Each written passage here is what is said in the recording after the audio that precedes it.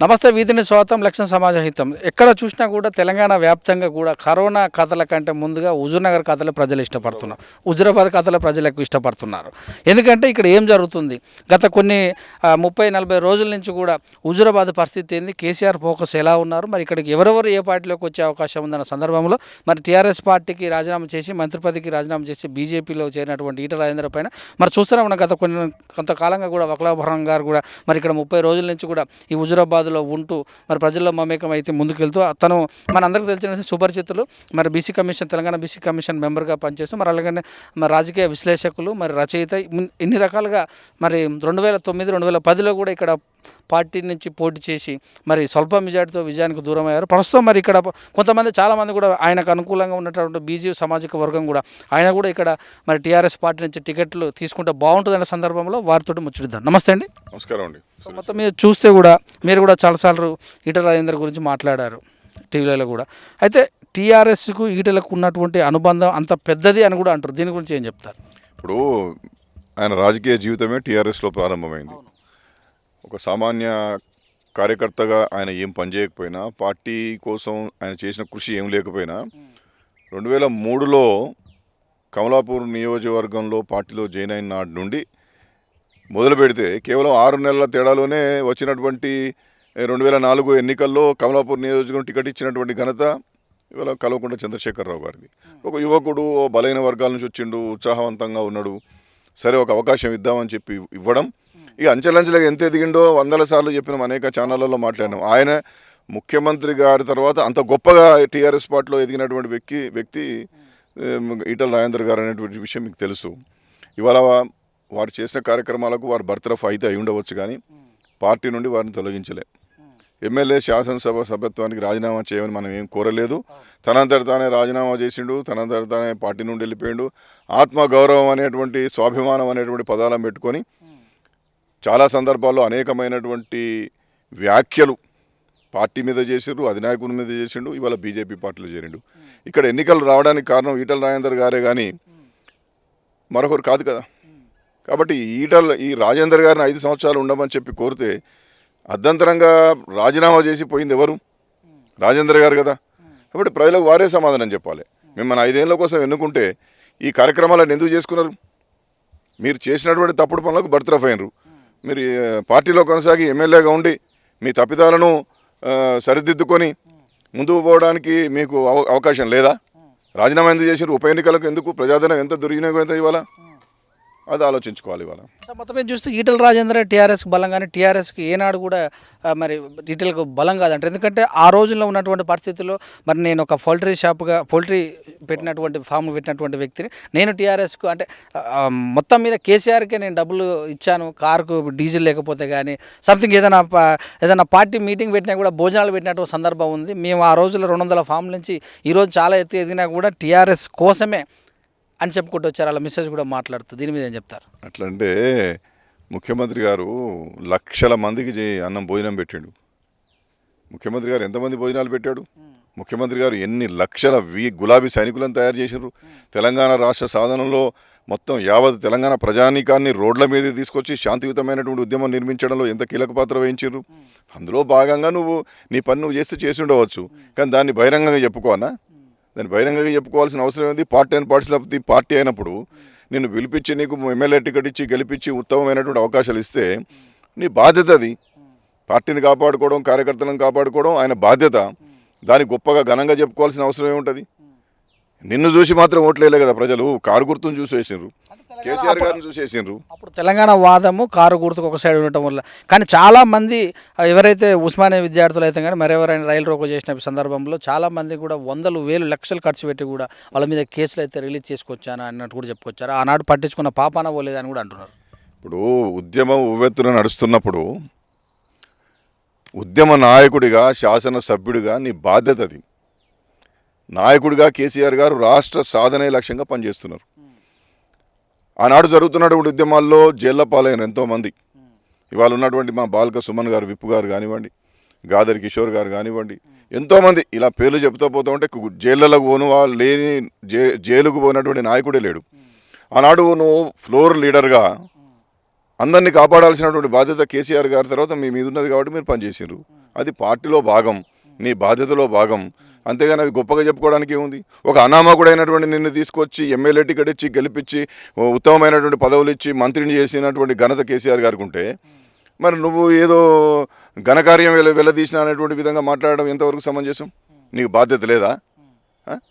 ఒక్క పిడికిడి మందితోనే కదా కేసీఆర్ గారు తెలంగాణ ఉద్యమాన్ని ఆరంభించింది. మరి వాళ్ళు ఎంతమంది కోట్లాది మందిని గర్జనలు పెట్టి ప్రజలను రోడ్ల మీద తీసుకొచ్చి ఉద్యమాలు చేయించిండు కదా. మరి అది దాని గమనంలోకి తీసుకోరా? కాబట్టి ఇవన్నీ ఊకదంపుడు ఉపన్యాసాలు ఇవన్నీ మానేయండి. ఇప్పటికీ చాలా తప్పిదం చేసినారు. ఇవాళ హుజరాబాద్లో పెద్ద డిస్టర్బెన్స్. ఉప ఎన్నిక ఎందుకోసం అవసరం వచ్చింది? మీ ఆత్మగౌరవానికి ఈ ఎన్నికకి ఏం సంబంధం ఉంటుంది? మీరు ఆస్తు సంపాదించుకోవడానికి ఆత్మగౌరవానికి ఏం సంబంధం ఉంటుంది? అది అధినాయకుని పైన ఇష్టం వచ్చినటువంటి వ్యాఖ్యలు చేస్తున్నారు. ఇది ఏ కోవలో చూడాలి? ఇదంతా ప్రజలు గమనిస్తున్నారు. పచ్చని సంవత్సరంలో చిచ్చు పెట్టిండని, ముఖ్యమంత్రి గారిని నియంత అని, తన మీద పన్నాగాలు చేసిండని, కుట్రలు చేసిండని, ఏది పడితే అది నోటికి వచ్చినట్టు మాట్లాడుతున్నారు. హుజరాబాద్లో అనేకమైనటువంటి మీటింగ్లు పెట్టినప్పుడు పోయి మళ్ళీ బీజేపీ పార్టీలో చేరారు. ఇప్పుడు ఏంది రోజు నాది పువ్వు గుర్తు అని చెప్పుకుంటూ తిరుగుతాడు. ఇక్కడ కారు గుర్తు తప్ప వేరే గుర్తు ఎవరో తెలియదు. కాబట్టి తప్పు చేసింది మీరు, ఎన్నికలను అనివార్యంగా తీసుకొచ్చింది మీరు, అది పార్టీని విచ్ఛిన్నం చేయాల్సిన ప్రయత్నం చేసింది మీరు, ప్రభుత్వంలో ఒక అనిశ్చితి క్రియేట్ చేసింది మీరు ఏదో కావాలని చెప్పి కలలు కానీ ఆ కళలను సాకారం చేసుకునేటువంటి దిశగా అనేకమైనటువంటి పన్నాగాలు కుట్రలతో విచ్ఛిన్నం చేయాలని ప్రయత్నం చేస్తే బర్తరఫ్ అయిన ఇవాళ మీరు ప్రభుత్వాన్ని కథం పట్టేయాలని ప్రయత్నం చేసిండు, పార్టీని కథం పట్టేయాలని ప్రయత్నం చేసిండు. ఎమ్మెల్యేలను వీళ్ళను అనవసరమైన అనేకమైన మీటింగ్లు పెట్టి ఎట్లా ప్రభుత్వాన్ని కూలగొట్టాలి, తానెట్లా ఏం కావాలనేటువంటి ప్రయత్నం చేసిరు. ఇంత కుట్రలు చేసి ఇంత పన్నాగాలు చేసి పార్టీని అవిచ్ఛిన్నానికి గురి చేసి ఇవాళ నాకేదో జరిగిందని ప్రజలు అమాయకుల? ప్రజలు అందరూ గమనిస్తున్నారు.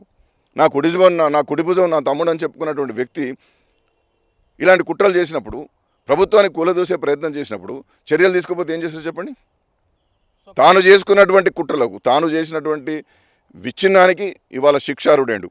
ప్రజలు రేపు హుజరాబాద్లో కూడా ఆయనను తప్పనిసరిగా ఓటమి పాలకు గురి చేస్తారని చెప్పి నేను భావిస్తా ఉన్నాను.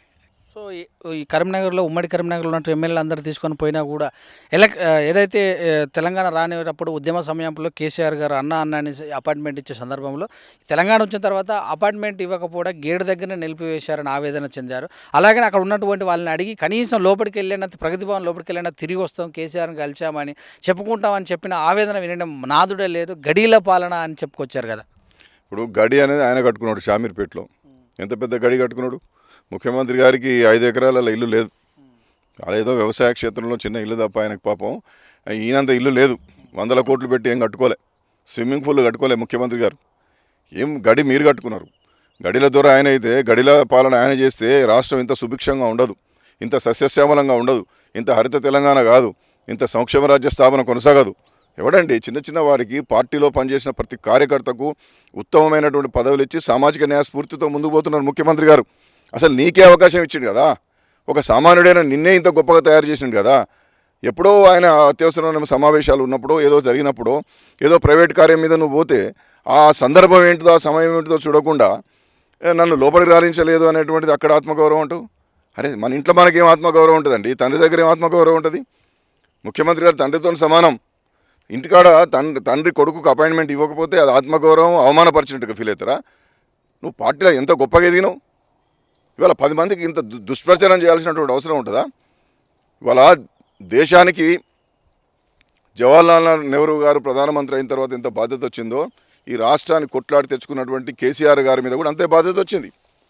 అందువల్ల ఆయన అహోరాత్రులు నిద్రలు కూడా పోకుండా గంటల తరబడి మేధోమదనము చర్చలు చేసి ఎక్స్పర్ట్స్తో మాట్లాడి ఈ రాష్ట్రానికి సంబంధించినటువంటి అనేక ప్రణాళికలు ఎట్లా సిద్ధం చేస్తున్నారు కనపడతలేదా? కాళేశ్వరం కళ్ళ ముందర కనపడతలేదా? యాదాద్రి కనపడతలేదా? ఇవాళ ఒంటరి మహిళ కనపడతలేదా? పింఛన్లు కనపడతలేవా? కళ్యాణ లక్ష్మి కనపడతలేదా? ఏ కార్యక్రమం కనపడతలేదు. ఇవన్నీ ఏదో రూములలో కూర్చొని డిజైన్ చేస్తే కాలాన ఎంతమందితో చర్చలు జరిపిండో, ఎంతమందిని ఆహ్వానించిండో, అసలు ప్రత్యక్షంగా పేదరిక నిర్మూలన కోసం, శాశ్వత పేదరిక నిర్మూలన కోసం ఎంత ప్రయత్నం చేసిండో. నిన్న కూడా వారు దళిత ఎంపవర్మెంట్ స్కీమ్ పెట్టారు. సప్లాన్ నిధులు ఉన్నప్పటికీ మొత్తం దళితుల జీవన ప్రమాణాలు మెరుగుదల చేయాలని చెప్పి దళిత ఎంపవర్మెంట్ ప్రోగ్రాం ముందు 1000 కోట్లు అన్నాడు, ఇవాళ 1200 కోట్లు అన్నాడు. ఈ 1200 కోట్ల నుండి రేపు 40,000 కోట్లు అంటున్నాడు. అరే ఇంత గొప్ప కార్యక్రమాలు చేస్తూ ఉంటే ముఖ్యమంత్రిగా తన మీద ఉన్నటువంటి బాధ్యతలను ఒక ఒక మంచి ఉద్దేశంతో పనిచేస్తూ ఉంటే అప్రిషియేషన్ చేయాల్సినటువంటిది పోయి ఈ రాజేందర్ గారు సంక్షేమ కార్యక్రమాలన్నీ పరిగేరుకోవడానికి అని చెప్పి అన్నాడు. ఏమంటాం మనం? మొన్న వాళ్ళ రఘునందన్ గారు వచ్చి ఇక్కడ ఎమ్మెల్యే గారు మాట్లాడతారు, ఆయన బాల్క సుమన్ కాదు బానిస సుమన్ అంటాడు. అంటే వీళ్ళ ఫ్యూడల్ మనస్తత్వాన్ని చూడండి. నేను ఇక్కడ లోకల్ ఆయన శాసనసభ్యుడు మంత్రి కాబట్టి అడపా ఏదైనా సందర్భంగా నేను పోతే వారి ఇంట్లో ఒకనాడు భోజనం చేసినందుకు మా ఇంట్లో ఎంగిలి మెతుకులు తినడని చెప్పి నా మీద విమర్శలు చేసింది వాళ్ళ భార్య. అంటే షామీర్పేట ఇల్లునే ఒక ఫ్యూడల్ మనస్తత్వంతో ఫ్యూడల్ పెత్తనంతో కూడినటువంటి ఇల్లు అని చెప్పాను అన్నాం మేము. అదే ప్రగతి భవన్ పట్టుకొని ఈయన బానిస భవన్ అంటుండు. ప్రగతి భవన్ అనేటువంటిది ప్రగతి కారకమైనటువంటి భవన్. ఈ రాష్ట్రంలో ప్రజలు సుభిక్షంగా ఉండడానికి, ఒక గొప్పగా జీవన ప్రమాణాలు పెంచుకొని బతకడానికి కావాల్సినటువంటి ప్రణాళికలు సిద్ధం చేసేటటువంటి ప్రగతి కారకమైన భవన్ ప్రగతి భవన్ అని చెప్పి మేము చెప్పినాం. కాబట్టి అనువనువున విషయాన్ని నింపుకొని, అనువనువున ఫ్యూడల్ మనస్తత్వాన్ని, అనువనువున అహంభావాన్ని నింపుకొని వారు మాట్లాడేటటువంటి మాటలన్నీ హుజురాబాద్ నియోజకవర్గం ప్రజలతో పాటు రాష్ట్ర ప్రజలు కూడా గమనిస్తున్నారు. ఆయన ఏమనుకున్నాడంటే తాను రాజీనామా చేయగానే ఇక బస్సులు తగలబెడతారు, రైళ్లు తగలబెడతారు, రోడ్ల మీదకి వచ్చి ఫైట్ చేస్తారు అనుకున్నారు. ఎవ్వరు రాలే. ఈ నియోజకవర్గంలో ఒక్క స్థానిక సంస్థలకు సంబంధించి ఒక సర్పంచ్ కానీ, ఒక ఎంపీటీసీ కానీ, ఒక జడ్పీటీసీ కానీ ఎవరైనా ఎంబడలేడు. ఆయన ఏకాకి. అందుకోసం ఏమైపోతున్నామని చెప్పి బీజేపీలో కలిసిండు. అక్రమస్తులను కాపాడుకోవడానికి బీజేపీలో కలిసిండు. అంతేగాని ప్రజల కోసం కాదు. ఇవాళ మీరు ఈ నియోజకవర్గ అభివృద్ధి గురించి చూడండి. రాష్ట్రంలో ఉన్నటువంటి అన్ని నియోజకవర్గాల అభివృద్ధి పదంలో ముందుకు పోతూ ఉంటే 4000 ఇండ్లు ఇక్కడ బెడ్రూములు రాష్ట్ర ముఖ్యమంత్రి గారు మంజూరు చేస్తే ఒక్కల కూడా ఇంతవరకు ఇల్లు ఇవ్వలే. 7 ఏళ్ళు ఆయన అధికారంలో ఉన్నాడు. మొత్తం మంత్రిగానే ఉన్నాడు. 6 సార్లు ఈ నియోజకవర్గాన్ని ప్రజలు గెలిపించారు. ఒక్క ఇల్లు ఇచ్చినావా నేను? బాగా గొప్పలు మాట్లాడుతూ. కాబట్టి ప్రభుత్వం చేసేటటువంటి కార్యక్రమాల మీద అనుచితమైనటువంటి వ్యాఖ్యలు చేయడం, ఒక క్రమశిక్షణ రాహిత్యాన్ని పెంపొందించడం, చేస్తున్నటువంటి కార్యక్రమాల్లో కట్టిరికిచ్చేటటువంటి పనిచేయడం, పథకాల మీద అనుచితంగా మాట్లాడడం, ఇవి రాజేందర్ గారు ఒక కుట్రపూరితమైనటువంటి ఆలోచనతో చేసి ముఖ్యమంత్రి కావాలి అన్ని పదవులు వచ్చేసినాయి. ఏమన్నా చేసి ఏదైనా అనిశ్చితి గురి చేసి ముఖ్యమంత్రి కావాలని పగటిగలరు కానీ ఆఖరికి పరిస్థితి తెచ్చుకున్నాడు. కాబట్టి ఆయన తవ్వుకున్న బొందలు ఆయనే పడ్డాడు. ఆయన బొందల పడి నా మీద కుట్రలు చేసిరు, నా మీద పన్నాగాలు చేసాడు అని చెప్పి తప్పుడు మాటలు మాట్లాడుతున్నాడు. పచ్చని సంసారంలో చిచ్చు పెట్టినాడు ముఖ్యమంత్రి గారు. ఎక్కడ పచ్చని సంసారం? పచ్చగా ఉన్నటువంటి గొప్పగా వర్ధిల్లుతున్నటువంటి టీఆర్ఎస్ పార్టీలో, టీఆర్ఎస్ ప్రభుత్వంలో చిచ్చు పెట్టే ప్రయత్నం ఈటల రాజేందర్ గారు చేశారు. దాన్ని గమనించారు కాబట్టి బర్త్రఫ్ అయిండు. అరే మంత్రివర్గంలో ఎవరు ఉంచుకోవాలి, ఎవరు ఉంచుకోకూడదని ముఖ్యమంత్రి గారి డిస్క్రిప్షన్ అండి. తప్పనిసరిగా కదా, నువ్వు తప్పు చేస్తే నిన్ను శిక్షించకపోతే ఏం చేస్తాడు? కిరణ్ కుమార్ రెడ్డి గారి గవర్నమెంట్లో కూడా డిఎల్ రవీంద్రారెడ్డిని, శంకర్రావు గారిని బర్త్రఫ్ చేసారు. అనేక రాష్ట్రాల్లో కూడా బర్త్రఫ్లు అవుతున్నారు. దానికి కారణాలు నువ్వు చెప్పుకోవాలి. నువ్వు అనిశ్చితి గురి చేసినావు, ప్రభుత్వాన్ని కూలగొట్టే ప్రయత్నం చేసినావు కాబట్టి ముఖ్యమంత్రి గారు చర్య తీసుకున్నారు. నిన్ను పార్టీల నుంచి తొలగించలే కదా, ఎమ్మెల్యేకు రాజీనామా చేయమని అడగలే కదా. నువ్వు మామూలుగా ఉండి నీ తప్పులు తెలుసుకొని గొప్పగా వరదిల్లితే ఉండేవాడివి. కాబట్టి హుజురాబాద్ నియోజకవర్గం ప్రజలకు నేను విజ్ఞప్తి చేసేది ఏంటంటే, ఇవాళ ఎన్నికలు రావడానికి, ప్రజాధనం దుర్వినియోగం కావడానికి ఇవాళ ఈటల రాజేందర్ గారు కారణం. ఆయనకు తగిన బుద్ధి చెప్పాల్సినటువంటి అవసరం ఇవాళ హుజురాబాద్ ప్రజలకు ఒక చారిత్రకమైనటువంటి అవసరం వచ్చింది, అవకాశం వచ్చింది. ఆయనను ఓడించి బుద్ధి చెప్పాల్సినటువంటి అవసరం ఉందని చెప్పి నేను చేతులు జోడించి ప్రజలకు విజ్ఞప్తి చేస్తూ ఉన్నాను. సో మందు గోళీలు ఇచ్చేటటువంటి వ్యక్తి పత్రికకు ఆ రోజు డబ్బులు లేకపోతే కూడా నా ఎకరం భూమిని అంటే తాకట్టు పెట్టి కూడా పత్రిక తీసుకొస్తే అలాంటి పత్రిక నా పత్రిక అనుకున్న దాంట్లో విషపూరితమైన రాతలు, అంటే ప్రభుత్వంకు అనుకూలంగా ఉన్న పత్రికలో ప్రభుత్వంలో ఉన్నటువంటి మినిస్టర్కు తెలియకుండా రాతలు రాయటం, అంటే దీన్ని పంపించాలనే కక్ష కట్టినట్టే కదా అన్నట్టు కూడా చెప్పుకున్నారు. ఇప్పుడు మీడియాలో కథనాలు వచ్చింది నువ్వు చేసినటువంటి తప్పులకు. నమస్తే తెలంగాణ కూడా ఒక పత్రికనే, టీ న్యూస్ కూడా ఒక ఎలక్ట్రానిక్ మీడియానే, ఎన్టీవీ, ఏబిఎన్, టీవీ9 అన్ని టీవీలలో వచ్చినాయి, అన్ని పత్రికలు వచ్చినాయి. నమస్తే తెలంగాణ ఎందుకు రాయదు? నువ్వు మామూలు పేదల భూములు లాక్కున్నది వాస్తవం అని చెప్పి నువ్వే ఒప్పుకోడానికి ఎందుకు రాయరు? కాబట్టి మీరు అన్ని తప్పుడు ఆలోచనలు చేస్తున్నారు, తప్పుడు ఆరోపణలు చేస్తున్నారు. మీ ఆరోపణలు మానుకోండి. మిమ్మల్ని ఎవరు నమ్మే పరిస్థితులు లేరు. కేసీఆర్ గారంటే ఏ నిర్ణయం తీసుకున్నా కరెక్ట్ నిర్ణయం తీసుకుంటారని చెప్పి ప్రజలకు, ఈ రాష్ట్ర ప్రజలకు ఒక సంపూర్ణమైనటువంటి విశ్వాసం ఉంది. అందువల్ల ఇవి మానుకోండి. ఇక ఊకే సెంటిమెంట్ను, సానుభూతిని ఎట్లయినా కైవసం చేసుకొని పడికట్టు పదాలు వాడి ప్రజలను బోల్తా కొట్టించాలని చెప్పి ప్రయత్నం చేస్తే మీ ఆటలు సాగవు. చైతన్యవంతమైన ప్రాంతం, ఉద్యమాల కిల్ల, విప్లవానికి నిలయంగా వెలిసినటువంటి కవులకు, రచయితలకు, కళాకారులకు, మహానుభావులకు నిలయమైనటువంటి గడ్డ ఇది. పివి నరసింహారావు లాంటి మహానుభావుడిని అందించినటువంటి గడ్డ ఇది. కాబట్టి మీ జిత్తులు, మీ ఎత్తులు, మీ వ్యూహాలు మానుకోండి. తప్పుడు ఆరోపణలు బంద్ చేయండి. నిజాయితీగా తప్పులు ఒప్పుకోండి. నేనైతే రాజకీయాల నుండే విరమించుకోమని చెప్పిన, మీరు పోటీ చేస్తానంటున్నారు. చేయండి, ప్రజలు నిర్ణయిస్తారు, మీకు తగిన బుద్ధి చెప్తారు. ఏం మాట్లాడుతున్నారు కేసీఆర్ మీద? ఎన్ని పోరాటాలు చేసిండు? దేశంలో ఎక్కడైనా రాష్ట్రాలు వచ్చినాయా? మిగతా రాష్ట్రాలు జార్ఖండ్ లాంటివో మిగతా ప్రాంతాలు పక్కన పెట్టండి. శాంతియుతంగా శమనశీనంగా ప్రజలందరినీ రోడ్ల మీదకి తీసుకొచ్చి దేశాన్ని ఒప్పించి మెప్పించి పార్లమెంట్లో బిల్లు పెట్టించి యాక్ట్ తీసుకొచ్చి రాష్ట్రాన్ని తీసుకొచ్చినటువంటి గొప్ప వీరోచితమైనటువంటి గులాబీ సైనికుడు, గులాబీ ఉద్యమకారుడు కేసీఆర్ గారు. ఆయన మీద నన్ను మాట్లాడేది. కాబట్టి మీ తప్పుడు ఆరోపణలు మానుకోండి. ఇక్కడ ప్రజలు మిమ్మల్ని విశ్వసించే పరిస్థితుల్లో లేరు. నేను ఒకటే చెప్తా ఉన్నా, నువ్వు ఏం చెప్పుకుంటావో చెప్పుకో ప్రజలకు. కానీ ముఖ్యమంత్రి గారి మీద కానీ, మా నాయకుల మీద కానీ, శాసనసభ్యుల మీద కానీ, శాసన మండలి సభ్యుల మీద కానీ, మంత్రుల మీద కానీ అనవసరమైనటువంటి తప్పుడు ఆరోపణలు, తప్పుడు విమర్శలు చేస్తే మేము చూస్తూ ఊరుకోమనేటువంటి విషయాన్ని నేను స్పష్టం చేస్తున్నాను. సో మంత్రివర్గంలో ఉన్నటువంటి ఎంతోమంది మీద ఆరోపణలు వచ్చినాయి. మేడ్చల్ నియోజకవర్గం అయితేనేమి, ఇప్పుడు ఈ మధ్యకాలంలో శ్రీనివాస్ గౌడ్ కానీ కొప్పులేశ్వర్ నుంచి కూడా చాలామంది కూడా వచ్చినాయి.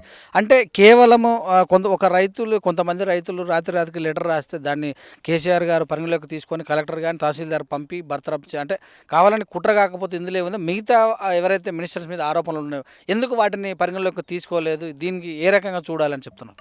ఇట్లాంటి వాటి మీద చాలా వచ్చినాయండి. ఇవన్నీ సమాధానాలు చెప్పినాం మేము. సంతృప్త స్థాయిలో వీటికి సమాధానాలు వచ్చినాయి. ఆనాడు అక్కడ ఉన్నటువంటి ప్రతిపక్ష పార్టీలు కలెక్టర్లకు ఫిర్యాదులు చేసిండ్రు, ప్రభుత్వానికి ఫిర్యాదులు చేసిండ్రు, వాటి మీద ఎంక్వైరీలు చేస్తే ఏమి తేలలే. ఈయననేమో నేనే తీసుకున్నాను ఒప్పుకున్నాడు. వాళ్ళు మేము ఏం చేయలేదని చెప్పారు. వాళ్ళు దాని మీద విచారణ చేస్తే కూడా ఏం తేలలేదు. ఈయన ప్రెస్ మీట్ పెట్టి ఏం చెప్పిండు? నేను తీసుకున్న వాళ్ళే 30 ఎకరాలు తీసుకున్నాను నేనే చెప్పిండు, 40 ఎకరాలు తీసుకున్నాను నేనే చెప్పిండు అసైన్ భూములు. ఇక దానికన్నా రుజువు ఏం కావాలి? సిట్టింగ్ జడ్జి మీద కావాలంటే మీ ఆస్తులు మా ఆస్తులు సవాల్. సిట్టింగ్ జడ్జి ఎందుకు? దానికి సిట్టింగ్ జడ్జి ఎందుకు వేస్తారు? సిట్టింగ్ జడ్జి ఎందుకు వేస్తారు చెప్పండి? అది న్యాయం జరగదు, నిష్పక్షపాతంగా విచారణ కొనసాగదు అన్నప్పుడు సిట్టింగ్ జడ్జి కావాలి. నేను 40 ఎకరాలు తీసుకున్నా లాక్కున్నా అని నువ్వే చెప్పినావు, ఇంకా జడ్జి ఎందుకు? మీకు అర్థమైందా? అసైన్డ్ ల్యాండ్లను ఎవడు కొనొద్దు, అమ్మొద్దు. మంత్రి హోదాలో నువ్వు కొనుక్కున్నావు, నేను ఎంతో కొంత ఇచ్చిన. అక్కడ ఏమి తొండలు గుడ్లు పెట్టని భూములలో కూడా నేను నా కోడి పెట్టలతో గుడ్లు పెట్టిస్తున్నా, బడ్లు పెట్టిస్తున్నా అని చెప్తున్నావు. నేను తీసుకున్నా అని చెప్తాను. ఇంకేంది దానికి సిట్టింగ్ జడ్జి ఎందుకు? నువ్వే నేను తప్పు చేసినా ఒప్పుకున్నది రద్ద బర్తరఫ్ చేయాల్సిందే నేను. కాబట్టి ఇవన్నీ ప్రజలు గమనిస్తున్నారు. ప్రజలు చాలా విఘ్నులు, మేధావులు. ప్రజలు నా లెక్క మైకుల నైపు ముందు మాట్లాడకపోవచ్చు, మీ లెక్క మీరు అవకాశం ఇవ్వకపోవచ్చు. కానీ రేపు ఖచ్చితంగా హుజురాబాద్లో ఆయన అన్నాడుగా కురుక్షేత్రం జరగబోతున్నది అన్నాడు కదా, ధర్మానికి అధర్మానికి యుద్ధం అన్నాడు కదా. ధర్మం కేసీఆర్ వైపు ఉన్నది, అధర్మం ఈటల వైపు ఉన్నది. ధర్మమే గెలుస్తుంది, 100% ధర్మమే గెలుస్తుంది, కేసీఆరే గెలుస్తాడు. సో కాంగ్రెస్ కూడా కేసీఆర్ చేతిలోనే ఉంది సిట్టింగ్ అని అంటారు. దీని మీద అవన్నీ ఊరికే ఆరోపణలు చేస్తారు సార్. ఏది పడితే కాంగ్రెస్ వాళ్ళు మేమే ఆడిస్తున్నాం, వాడిని మేమే ఆడిస్తున్నాం, ఇంకోటి వస్తాడు, వాడొస్తాడు, వీడొస్తాడు, అన్ని మాటలు మాట్లాడతారు. ఎందుకు వస్తారు చెప్పండి? కాంగ్రెస్ పార్టీ జాతీయ పార్టీ, మరో పార్టీ ఇంకో పార్టీలో ఉన్నటువంటి బీజేపీ జాతీయ పార్టీ, ఆ పార్టీలో ఉన్నాడు, ఈ పార్టీలో ఉన్నాడు, దీనిలో చేయలేదు. ఎందుకు చేయలేదండి? అదేం లేదు. ముఖ్యమంత్రి హుజురాబాద్లో ఇంటెలిజెన్స్ మొత్తం పనిచేస్తుంది. 100 మంది పైగా నేను ఓటర్లను కలిస్తే కూడా వాళ్ళు భయపెట్టిస్తుంటారుగా. హుజురాబాద్లో ఇంటెలిజెన్స్ లేదు, ఎవరు లేరండి. ఎన్నికలకు నోటిఫికేషన్ వచ్చిందా? నోటిఫికేషన్ రాలే కదా. ఎన్నికల వాతావరణాన్ని ఈటల రాజేందర్ సృష్టించుకున్నాడు. ఎన్నికల వాతావరణాన్ని రాజేందర్ గారు సృష్టించుకున్నాడు. ఎందుకంటే పువ్వు గుర్తు కావాలి కదా. పువ్వు గుర్తు కోసం ఆయన సృష్టించుకుంటూ ఆయనే ప్రచారాన్ని మొదలుపెట్టుకున్నాడు. ఎన్నికల వాడి వాతావరణాన్ని ఈటల రాజేందర్ గారు సృష్టించుకున్నాడు. ఎందుకంటే పువ్వు గుర్తు ఎవరిని తెలియదు, ఎక్కడ ఓడిపోతే ఇజ్జత్ పోతా అని. ఓడిపోడు గన్ షాట్, దాంట్లో ఏం తేడా లేదు. కాబట్టి తాను ఓడిపోతా అనేటువంటి భయంతో టీఆర్ఎస్ మీద, ఇంకో పార్టీ మీద, ఆ పార్టీ మీద, ఈ పార్టీ మీద, అన్ని పార్టీల మీద విమర్శలు చేస్తున్నాడు, ఆరోపణలు చేస్తున్నాడు. ఈ ఆరోపణలన్నీ కేవలం డొల్లా. రేపు ఉప ఎన్నికలకు నోటిఫికేషన్ వస్తే టీఆర్ఎస్ అభ్యర్థి, ముఖ్యమంత్రి గారు ఎవరిని పెట్టినా ఇక్కడ టీఆర్ఎస్ అభ్యర్థి గెలుపు బావుటా ఎగరవేస్తారు, గులాబీ జెండా రెపరెపలాడుతుందని చెప్పడానికి నాకు ఏం సంశయం లేదు. 100% టీఆర్ఎస్ పార్టీ గెలుస్తుంది. సో మీ అబ్బాయిలు కొంతమంది బీసీ సంఘాల వాళ్ళందరూ కూడా బొకలాభరణం నివారితే బాగుంటుంది అంటారు కదా, క్లారిటీ ఇస్తారా? ఇప్పుడు ముఖ్యమంత్రి గారి పరిధిలో ఉన్నటువంటిది, మా పార్టీ అధ్యక్షుడి పరిధిలో ఉన్నది. ఇవాళ అభ్యర్థి విషయం ఇంకేం చర్చకు రావడం లేదు. నేను ఊరివాడిగా తిరుగుతున్నా. మేము 30 రోజులు కాదు, నేను ఇక్కడనే ఉంటా. మా ఊరు ఇదే కదా, ఇక్కడే పుట్టినా, ఇక్కడే పెరిగినా, ఇక్కడే చదువుకున్నా. నేను 30 రోజులు 40 రోజులు మకాం వేయాల్సిన అవసరం లేదు. ఎప్పటికి వస్తూ పోతూనే ఉంటాం. పిల్లల చదువుల కోసం హైదరాబాద్లో చదివిస్తున్నాం కాబట్టి అప్పుడప్పుడు పోయేస్తాం. నేను ఏమంటున్నానంటే, ఇప్పుడు గతంలో 2009లో 2010లో 2 సార్లు కాంగ్రెస్ పార్టీ నుండి పోటీ చేసిన, కొంత స్వల్ప తేడాతో ఓడిపోయినా, యాక్టివ్గా తిరుగుతున్నా కాబట్టి నేను కూడా అభ్యర్థిని చెప్పి ప్రజలు భావిస్తున్నారు. నాకెవరు ఏం చెప్పలే. మా పార్టీ నుండి ఎలాంటి నువ్వు అభ్యర్థి అవుతావా బాబు అనేటువంటి కనీసం ఒక సంకేతం కూడా ఇవ్వలే. వస్తే అవకాశం వస్తే తప్పనిసరి ముఖ్యమంత్రి గారు ఆదేశిస్తే తప్పనిసరిగా, కానీ నాకు అలాంటి ఏమి ఆలోచన ఉన్నది, వారి నుండి సంకేతాలు లేవు. అభిమానులు ఉంటారు, ఫ్రెండ్స్ ఉంటారు, గతంలో పోటీ చేసినావు కదా, నువ్వు పోటీ చేస్తే బాగానే ఉంటుందని అని ముఖ్యమంత్రి గారి ఆలోచన ఏముందో నాకు తెలియదు. మా పార్టీలో ఏ ఇన్ఛార్జీలు కానీ ఎవ్వరు కానీ ఇంతవరకు అభ్యర్థి చర్చనే జరగడం లేదు. ప్రజలను ఈయన మధ్యలో వెళ్ళిపోయింది కాబట్టి ఏ విధంగా నియోజకవర్గాన్ని అభివృద్ధి చేయాలి, ప్రజలకు ఎట్లా అందుబాటులో ఉండాలి, ప్రజల సమస్యలు ఎట్లా పరిష్కరించాలి అనేటువంటి దాంట్లోనే జిల్లా మంత్రి గంగుల కమలాకర్ గారు కానీ, కొప్పుల ఈశ్వర్ గారు కానీ, ఇతర శాసనసభ్యులు కొన్ని ప్రాంతాల్లో తిరుగుతూ ప్రజలకు మనోధైర్యం ఇవ్వడానికి, పార్టీకి కార్యకర్తలకు నిబ్బరం ఇవ్వడానికి ప్రయత్నం చేస్తున్నారు.